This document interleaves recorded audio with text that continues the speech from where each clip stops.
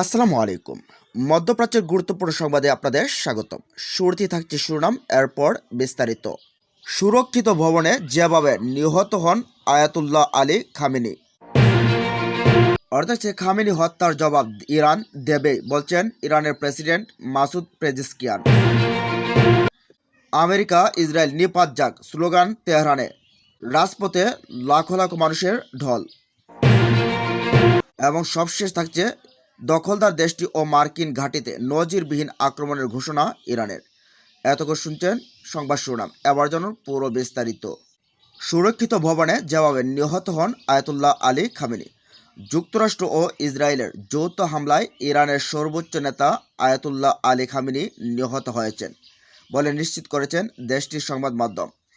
রোববার 1 মার্চ দেশটির আধা সরকারি সংবাদ সংস্থা তাসনিম ও ফার্স্ট নিউজ এজেন্সি বিষয়টি নিশ্চিত করেছেন। এর আগে যুক্তরাষ্ট্র এবং ইসরায়েলের হামলার পর খামেনি মারা গেছেন বলে দাবি করেছিলেন মার্কিন প্রেসিডেন্ট ডোনাল্ড ট্রাম্প। দুটি মার্কিন সূত্র ও বিষয়টি সম্পর্কে অবগত একটি সূত্র বরাত দিয়ে বার্তা সংস্থা রয়টার্সের প্রতিবেদনে বলা হয়, শনিবার ভোরে ইরানে ইসরায়েল ও যুক্তরাষ্ট্রের যৌথ হামলা চালানোর সময় ইরানের সর্বোচ্চ নেতা শীর্ষ উপদেষ্টাদের সঙ্গে বৈঠক করেছিলেন। ইসরায়েলি কর্মকর্তারা জানিয়েছেন হামলায় খামেনি ও তার শীর্ষ সহযোগীরা নিহত হয়েছেন। তাদের মধ্যে ছিলেন সাবেক ন্যাশনাল সিকিউরিটি কাউন্সিল সচিব আলী সামখানি ও Islamic Revolutionary Guard Corps commander Mohammad Pakpour. ইরানের সূত্র রয়টার্সকে জানিয়েছে, হামলার ঠিক আগে শামখানি ও সুপ্রিম ন্যাশনাল সিকিউরিটি কাউন্সিল সচিব আলী লারিজানির সঙ্গে খামেনির একটি সুরক্ষিত স্থানে বৈঠক করেছিলেন। শনিবার ইরানের সর্বোচ্চ নেতা আয়াতুল্লাহ আলী খামেনির বাসভবনের স্যাটেলাইট ছবি প্রকাশ করেছিল আল জাজিরা। স্যাটেলাইটের প্রকাশিত ছবিতে দেখা গেছে খামেনির প্রাসাদটি ধসে পড়েছে। এটির চারপাশে কালো হয়ে গেছে। এতে বোঝা যাচ্ছে সেখানে বড় ধরনের বিস্ফোরণ ঘটানো হয়েছে। এদিকে খামেনি হত্যার জবাব ইরান দেবেই। ইরানের প্রেসিডেন্ট মাসুদ পেজেশকিয়ান খামেনি হত্যাকে মহা অপরাধ বলে নিন্দা জানিয়েছেন। তার দপ্তর থেকে দেওয়া এক বিবৃতিতে একথা বলা হয়। বিবৃতিতে বলা হয়, এই মহা অপরাধ কখনো উত্তরহীন থাকবে না। ইরান এর জবাব দেবেই। এটি ইসলামী বিশ্ব ও শিয়াদের ইতিহাসে নতুন এক অধ্যায় তৈরি করবে। এই উচ্চপদস্থ নেতার পবিত্র রক্ত গর্জনরত ঝর্ণার মতো প্রবাহিত হবে এবং আমেরিকান জায়নবাদীদের অত্যাচার ও অপরাধকে মুছে দেবে। আরও বলা হয়, এবারও আমরা আমাদের সব শক্তি ও দৃঢ়তা নিয়ে ইসলামী জাতি ও বিশ্বের মুক্ত মানুষের সমর্থনে এই মহা অপরাধের অপরাধী ও নির্দেশদাতাদের অনুতপ্ত করব। প্রেসিডেন্ট পেজেশকিয়ান 7 দিনের সরকারি ছুটিটা ঘোষণা করেছেন। এর পাশাপাশি 40 দিনের শোকও ঘোষণা করা হয়েছে। এর আগে ইরানের সর্বোচ্চ নেতা আয়াতুল্লাহ আলী খামেনি যৌথ হামলায় নিহত হন। তার মৃত্যুর পর দেশজুড়ে শোকের আবহ তৈরি হয়েছে। এদিকে আমেরিকা ইসরায়েল নিপাত যাক স্লোগান তেহরানে। রোববার 1 মার্চ ভোর হওয়ার সাথে সাথে ইরানের সর্বোচ্চ নেতা আয়াতুল্লাহ আলী খামেনি মৃত্যুর শোক প্রকাশের জন্য তেহরানের রাজপথে জড়ো হতে শুরু করেছে সরকারপন্থী বিশাল জনতা।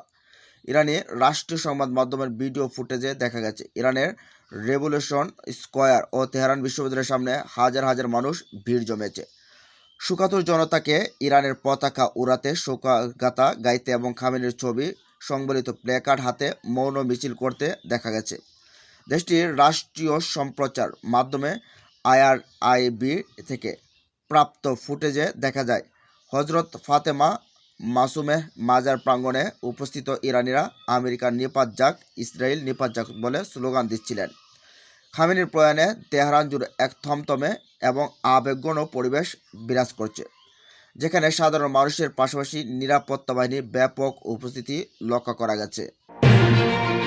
এদিকে ইসরায়েল ও মার্কিন ঘাঁটিতে নজিরবিহীন আক্রমণের ঘোষণা ইরানের। ইসরায়েল ও মার্কিন বাহিনীর যৌথ হামলায় মৃত্যুবরণ করেছেন ইরানের সর্বোচ্চ ধর্মীয় নেতা আয়াতুল্লাহ আলী খামেনি। তার মৃত্যু নিশ্চিত করার কিছুক্ষণ পরই ইরানের ইসলামী বিপ্লবী গার্ড বাহিনী নজিরবিহীন হামলার ঘোষণা দিয়েছেন। দেশটির বার্তা সংস্থার ফার্স্ট এজেন্সি ও এ তথ্য প্রকাশ করেছেন। ইসলামী বিপ্লবী গার্ড বাহিনী এক বিবৃতিতে জানিয়েছেন, ইসলামী প্রজাতন্ত্র ইরানের ইতিহাসে সবচেয়ে ভয়াবহ আক্রমণাত্মক অভিযান শুরু হতে যাচ্ছে। বিবৃতিতে আরও বলা হয়েছে, এই অভিযান শুরু হবে আর মাত্র কয়েক মুহূর্তের মধ্যেই।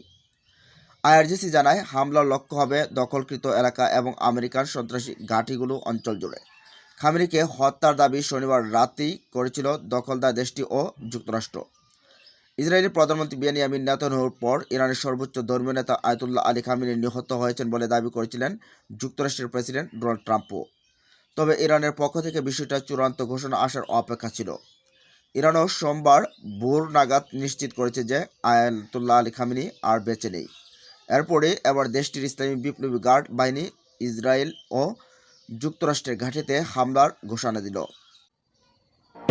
এদিকে দখলদার দেশটি ও যুক্তরাষ্ট্রকে সতর্ক করল রাশিয়া।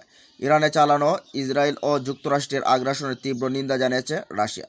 দেশটির পররাষ্ট্র মন্ত্রণালয় জানিয়েছে ইরান ও তার পারমাণবিক স্থাপনায় হামলা সম্পূর্ণভাবে অগ্রহণযোগ্য। খবর দ্য ওয়াল স্ট্রিট জার্নালের। রাশিয়া বিবৃতিতে বলছে ওয়াশিংটন ও তেল আবিবের এই পদক্ষেপ আন্তর্জাতিক আইন ও আঞ্চলিক স্থিতিশীলতার পরিপন্থী। বিবৃতিতে বলা হয় যুক্তরাষ্ট্র ও ইসরায়েল এ মানব সৃষ্টি সংকটের নেতিবাচক পরিণতির জন্য দায়ী থাকবে, যার মধ্যে সহিংসতার ঊর্ধ্বগতি ও পরিস্থিতি আরও অবনতির ঝুঁকি রয়েছে।